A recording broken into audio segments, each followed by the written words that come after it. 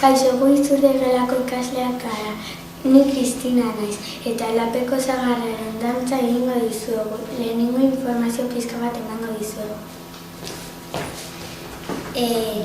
Ni Leda naiz. Ni Nora naiz. Ni Alaiz naiz. Eta ni Lander naiz. Lapeko Sagarraren abestia Euskal Kantutegian jasotako abesti bat da. Inork ez daki nor sortu zuen abesti hau. Resurrección Maria de Azkuen jaso zuen 1922an. Abesti honen 16 bertsio daude, eta Euskal Herri osoan oso ezaguna da.